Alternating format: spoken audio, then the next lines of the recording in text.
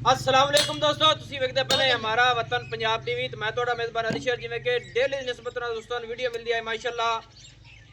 4 महीना दी एक झोटी हमला है, लेना देना नसीब तो मुकद्दर दा है। हमेशा तू नस्लदार प्योर नीली दे तोहफे कट के देने दोस्तों नू। कैमरामैन दीदार करावेगा इंशाल्लाह। कोशिश करांगे सारी डिटेल जी एक बाबा है उनके अल्फाजी तो नहीं होनी, आप खुद भी करांगे इंशाल्लाह, क्लीयर करांगे माशाल्लाह। इत्थे करनियां पूरी तसलियां। झोटी दी खड़ोवनी माशाल्लाह कमाल दी है। अल्लाह दे हुक्म दे नाल गल जिहड़ी है ये 100% होनी है, इहदे विच कोई फर्क नहीं आवेगा। पिछू झोटी चौड़ी है, अग्गू पतली है माशाल्लाह, तसल्ली कर लेनी है।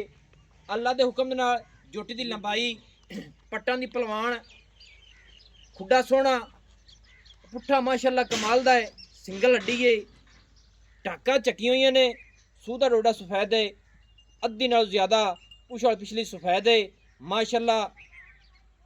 अल्लाह के हुक्म नाल असी एक गल करने कि पिछू झोटी चौड़ी होवे, अग्गू पतली होवे। अल्लाह के हुक्म नाल वो एक बड़ी स्वाद आंदा है। अग्गू वेखिए तो पिछू चौड़ी होवे और नस्लदार प्योर नीली दा मणकियां तरह अल्लाह के हुक्म नाल बनी होंदी है।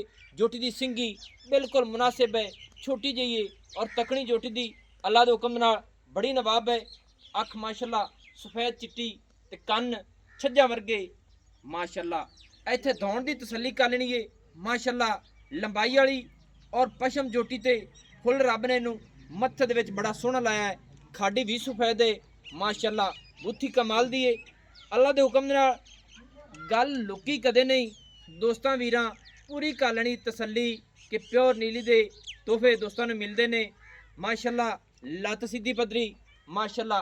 पिछू वेखिए अल्लाह के हुक्म नाल चोटी तक लैंदी जैसी झोटी, क्योंकि पिछू उच्ची है, अग्गू लैंदी है, मोढे ठप्पे हुए, कोई धुन्नी नहीं, कोड़ी नहीं झोटी को माशाल्लाह। पैरों की पूरी पलवान झोटी है, मोटे पैर, नौ घसे हुए। कोशिश करने कि थल्ला भी दिखाने दोस्तों को। ये दोस्तों 4 महीने डॉक्टर पास है हाजिर टाइम। जिस दोस्त का दिल करे मुका लवे, बयाना देते आवे, आदि कर लवे तसल्ली, डॉक्टर पास पूरी करावांगे इंशाल्लाह। 4 महीना दी हमला अल्लाह के हुक्म नाल निकली फिरदी है माशाल्लाह। और थण जिहड़ा रब ने नू लाया ना वखरा वखरा अपनी अपनी जगह ते, और छोटे छोटे गुल माशाल्लाह। और माशाल्लाह दोस्तों थोड़ी डरदी है माशाल्लाह। दोस्तों कोशिश करांगे इंशाल्लाह कि मज्जां दी खातिर उसने पैड़ा तोड़ के आ गई है, इत्थे कर लेनी है पूरी तसल्ली माशाल्लाह।